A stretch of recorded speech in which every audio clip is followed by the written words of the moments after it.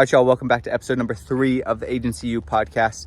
Just wrapped up a little swim here, hit about a little over a mile. But in this one, we talk about building a brand and why that's so important when it comes to your agency. So many people are bottom of the funnel, bottom of the funnel, bottom of the funnel, whereas our agency mostly grew through having a brand. So we tell a little bit of my story of how that came about and some tactical tips that you can take away. So enjoy the video. Let's get into it. And that's really what helped me build a brand around that. Especially like as you grow like to 7 figures, I've noticed like reputation is huge. I was able to build like local connections really well. Sign on several billion-dollar clients. Somebody thinks something about your brand, you as a person, you as a business, whether you know it or not, and you can control it through content. That's what scales trust. All right, guys, welcome to episode number 3 of the Agency U podcast. This time we'll be doing something interesting. I'm going to be interviewing Austin now and asking him a couple questions over the topic of branding and relationship building. He's been able to sign on several billion-dollar clients, Fortune 500 companies, and we're pretty much going to just cover like how he's been able to do that and just the different components of what it takes to actually close those type of clients, get in the table, like even in the room with them. So I'm super interested to learn from Austin on this. He's going to be kind of covering a little bit of like how he was able to do that. So Austin, you ready? Let's do it. Let's rock it. Let's do it, man. So yeah, just kind of like for you, what I'd like to know, just to give like everyone context on just like the topic, like how do you see branding? Like when it comes to like building your agency, like how would you like define branding? Like how do you think of branding? Yeah, I think like branding. So I would say there's two approaches as an agency. There's one personal brand and then there's the business brand, right? Personal brand is like what people think about you as a person leading the company, which then will be the perception of the company that you're running. So both are super important. So having a personal brand, which pretty much leaks into your business brand, will be kind of the leader of it, right? Like how you're leading your personal brand will lead your business brand. So business brand is a little bit more corporate driven and essential. But for me, especially when I started, I definitely doubled down on like the personal brand. So by definition, for me, it's what people think about you when you're not in the room, which is, I think, what Jeff Bezos said. But the fact of the matter is we all have a brand. So like somebody thinks something about you and whoever's listening, like somebody thinks something about your brand, you as a person, you as a business, whether you know it or not, and you can control it through content, which is beautiful. Absolutely.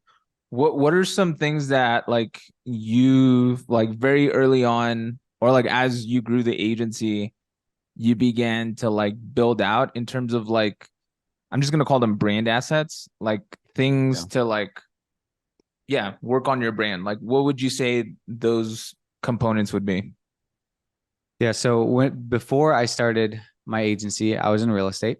And before I was in real estate, I was doing ad sales for a TV station in Seattle. So meaning I would cold call local businesses, big businesses, literally cold call, cold email, like crazy things, try to get in front of them and build a relationship with them in person.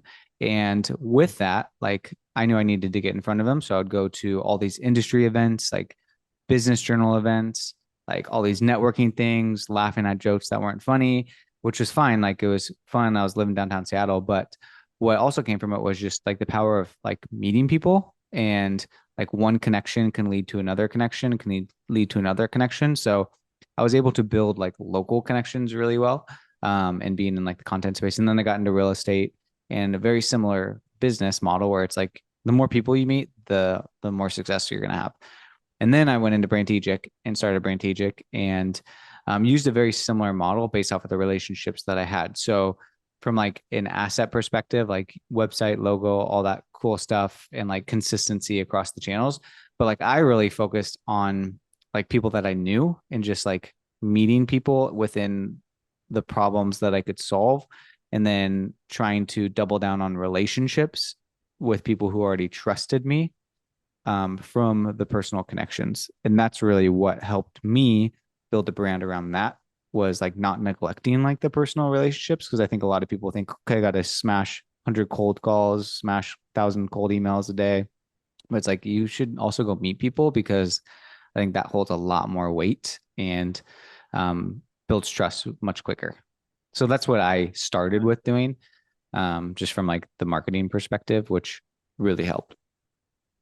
Yeah, what I found interesting, and I think like this is why we had like this topic on the podcast, is like thinking about like all the different components of like marketing and agency, and like having all of them, especially like as you go to seven figures, like having all of those buckets filled, like doing the outbound, doing like the inbound stuff, and also like building your brand, especially like as you grow like to seven figures. I've noticed like reputation is huge. And if you can have those strategic partnerships, like even for my agency, like that was something that I had several referral partnerships that we had built, and it was through like a similar thing. So yeah, I think for whoever listening, like thinking about that early on, like maybe you might be like at 10K a month or below, start thinking about this stuff so that you can like start kind of, putting those building blocks in place to like building your brand and making those key connections. To add on to that point, like what are, do you kind of in your mind have a process, whether it's like formal or informal or like well thought out or not, like some sort of like process that you usually follow when you're going out there and like, doing the relationship building and going out there and like having more exposure for your brand? Like, would you say there's anything like that? Like as far as like meeting people and like identifying connections and like how to Yeah, have like the is there some conversations, sort or of like, thought process or structure? Like kind of what I'm thinking is like, I'm sure it wasn't just like I'm just gonna go out like, yeah, oh, I feel like it, I'm just gonna go out and meet people. Like, yeah, was there some sort of like intention and like the way you did it, some sort of structure or process, something like that? yeah. So I don't think I had a structure, but I can share some thoughts about for people maybe listening that are agency owners. Like, I think the wrong way to do it is to go in and be like, okay, I'm gonna hand my business card out to 20 people and try to come up with all these referral relationships and like be that guy at the networking event who's doing that. And it's just kind of annoying. So what I would suggest to do, and like what like helped me, was one, or like depending on the event, is like one, identify people that are at the event that you want to talk to. So like you can see what type of people are going to be at the event. Then two, when you're talking to them, like don't like be salesy, just be curious. So I think as an agency owner, depending on the size of where you're at, like you're just a problem solver. So if you could just ask questions and just be curious about people's business and like what they're doing, like there's going to be an opportunity for you to help solve a problem just through asking questions and being genuinely curious about their business. And then if in fact there is a connection, like then that's where like, oh, let's get coffee sometime. Oh, we should jump on a Zoom sometime. And then in that moment, you set up the Zoom meeting immediately in person. Like your conversation to conversion to appointment ratio is probably going to be like 90 to 100%. Like no one's going to say, oh no, I don't want to jump on a call with you. So the more conversations that you have, the more curious you are in the conversations, the more you'll be able to identify problems that potentially you can solve. So that was always how I went into it, is just very curious and just like sort of like I always call it like seed planting. Like you just want to plant seeds here, plant seeds here, plant seeds here, because you never know when that person is going to think about you when it comes to like marketing, and then they're going to reach back out to you, or they're going to refer their friend. And then it just kind of becomes that cycle. Yeah, one thing you mentioned right now, as you were going through it, like I was thinking, some of the best networkers that I know that are really good at relationship building, they also kind of have like a similar process as well, like in the sense of like being curious and kind of finding different like connection points, like where there could be something like some form of synergy and some form of like adding value, even if it's not like directly like beneficial to you at that moment, just like giving without Totally. any sort of expectation back. I've noticed that across the board. Yeah. A lot of good friends that I have, that a big part of their business is networking. So I think that's definitely like a huge point as well. Like I'm sure when you would have, these conversations, you would probably give value expecting nothing in return. And I think that probably like, added to the fact that people would refer you, right? Yeah. I mean, it's reciprocity, right? Like if you give value to somebody, they feel like they need to also do the same. Great book if anybody wants to listen to it or read it is Go Giver by Bob something. But great book, just kind of talks about that whole concept. Like the more you add value to people, like that's why we create so much content on YouTube. That's why I post so much on Instagram. It's like that's what scales trust. Like the more that you can add value to somebody, the more they're going to trust you and the more they're going to actually end up doing business with you. But if you're just coming out there like out the gate and you're just hitting them with like jump on a call and there's no trust established, it just becomes a lot harder, but it's doable. But I think it's the channel of networking, the channel of building relationships and planting seeds is also super powerful too. 100%. Tell me about like, I know you mentioned this like before the podcast, like the seed planting concept. Like, is there like, tell me a little bit more about that. Yeah, like getting coffee with somebody, like not going in with the intention of trying to close a deal. And like, let's just say you're an e-com agency and you're wanting to talk to bigger companies. And so you set up a call with somebody who also works with bigger companies. And then you like go to an event that somebody is at potentially, or like just having conversations that aren't maybe directly in tune with your niche, but could have that like flywheel circle back into a referral, and a really good referral. Like for me, like I remember I would just like jump on Zoom calls all the time with people and just be like, hey, is there anything I can do to help you? Like how, like, let's catch up. Like what's going on? Like not trying to sell anything, but more so how can I help them out? And then, yeah, just leading with value and expecting nothing in return. And not like meeting with weird people, but like people who, like for instance, like I have a friend who is a business broker and he's connected with a lot of business owners. So we meet once a month and it is like sometimes he's more of like a mentor now at this point, but sometimes it was a very business conversation. Sometimes it was personal conversation, but like being in that circle, like I've gotten at bats simply because I've been with him. We just got a deal from a very large company that many people probably use their products just because I like networked with a friend or have a friend who is in a similar space at a much higher level than we are, and they didn't want the project, so they sent it to us, and they trusted us to do it. And that's a big deal because it's them, a referral coming from them, and it's not like they just fish out referrals to people. So just like opportunities like come from that just by building a brand, whether it's offline or online too, just to be present. And you can do Zoom calls, you don't have to do coffee all the time, but just building relationships and being human, being normal, being approachable, like scaling the trust. So that's what it looked like for me, was just like being offline as much as I am online, you know? Yeah, I think that's why it's such an important conversation, like talking about this, because like as we've like been in the online space and like you have like an agency that's more like a digital business, like back before like even the internet, like what you just said right now is like what many people like did to grow their business. 100%. So now things have like changed, but I feel like if you can still have an element of that and still use it in your business, like I feel like now it's even that much more impactful because human connection is even more like it's much scarcer than it was like in 1990 where there was no social media. There was like more people were out and about socializing and stuff. Yeah. So I think that's definitely like, I'm sure, like correct me if I'm wrong, but I think that definitely was one of the things that gave your agency like an edge, is like having those type of like building those connections and having like that process that you would do like to put your brand out there, right? Yeah. It's at the end of the day, it's not the best person that wins the most business. It's the best known. And if you can become more known through strategic relationships, through building a brand online, like you're going to get more business. Like it's inevitable. It might not be like, oh, I have 100 coffees, get 20 appointments, get one deal from it. Like it's not like that necessarily. It's more indirect and more of like an organic approach. But like what you're saying, the weight of the personal relationship is like 100 pounds, and the weight of like a cold email is like 5 pounds. You can do like 100 reps of the 5 pounds and you're like good, and that's like the day, but you only got a couple of the big weights, but they're both still great because they both will achieve a similar result. And it's like you still got to do both of them. It's just like this might hold a little bit more weight, but you can't do it nearly at scale as like a Yeah. cold outreach, you know?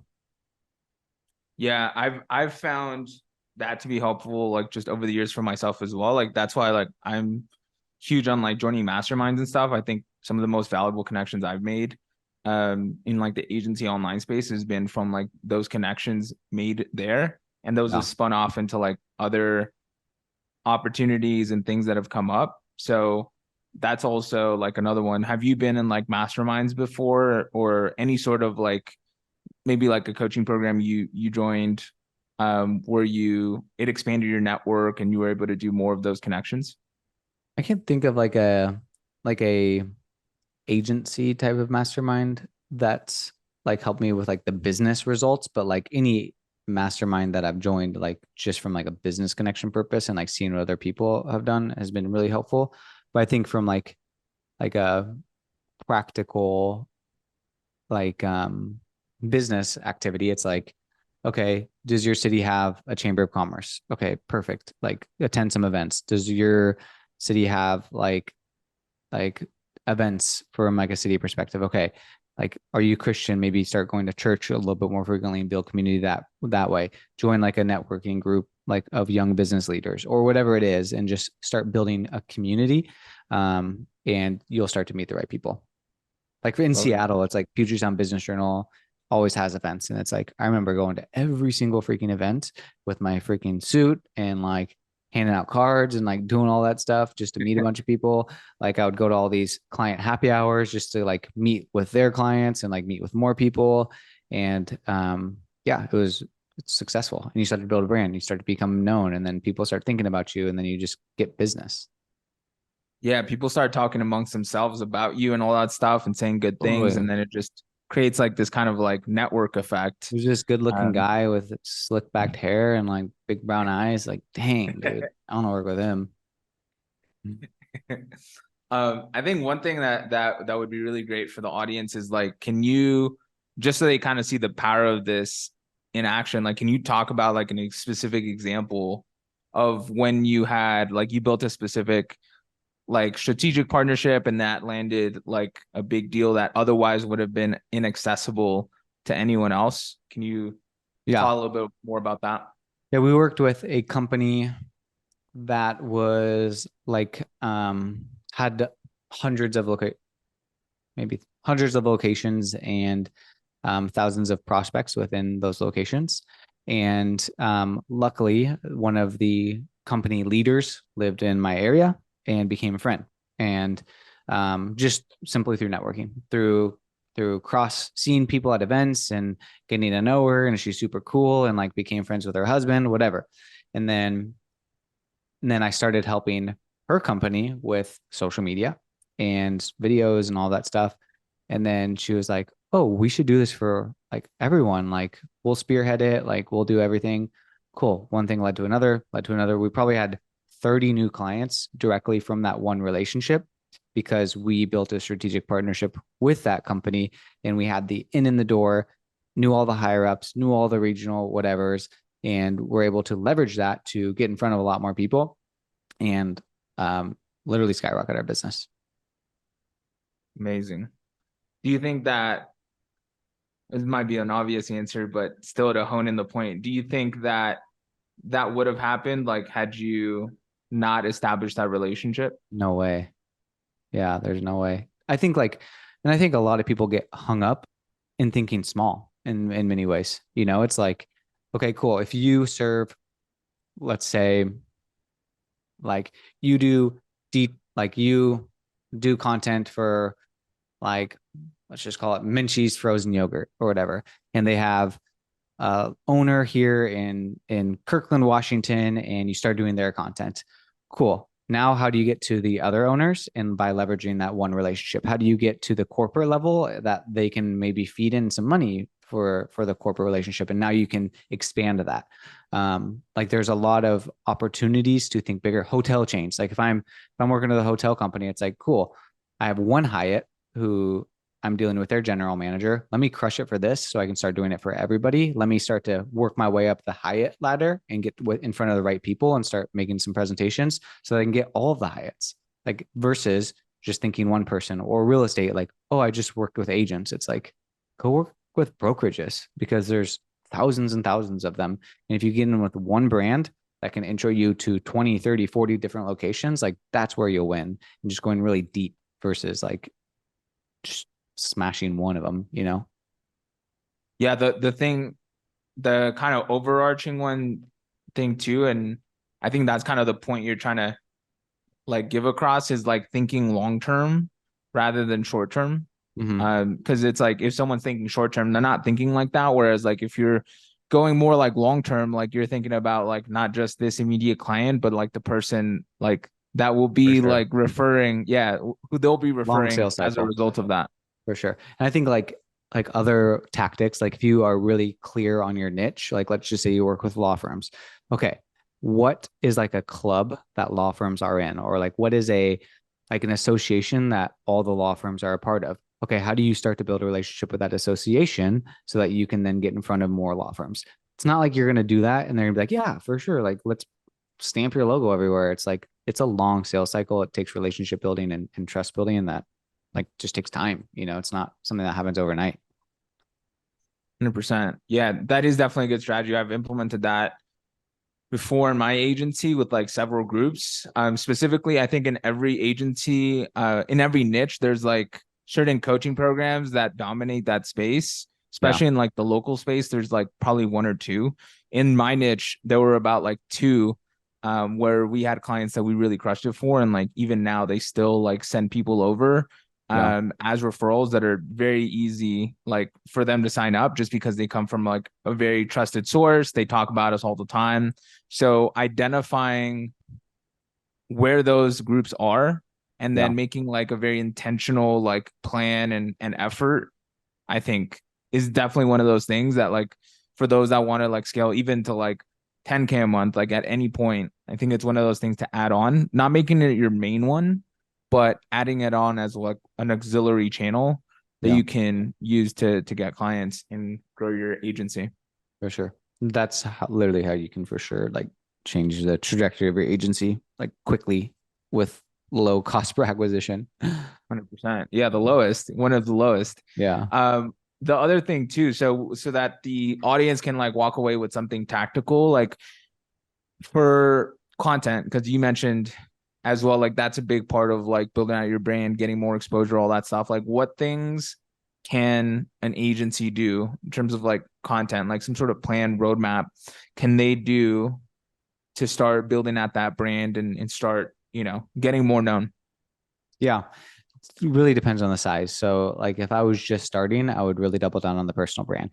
I think where people mess up or where they get hiccuped is it's like, oh, I don't know what my brand is, or I don't know what to post about, blah, blah, blah, blah. It's like just figure out what your values are as a person and then post about that. So like if like and then add value around that. So it's not just going to be marketing, like sales driven content, but like family. Like I always say, okay, write down 10 facts about yourself. Now circle 5 of them that you want to be remembered for. And that's your content pillars. And then, so maybe one's marketing, maybe one's fitness, maybe one's like you're married, whatever it could be.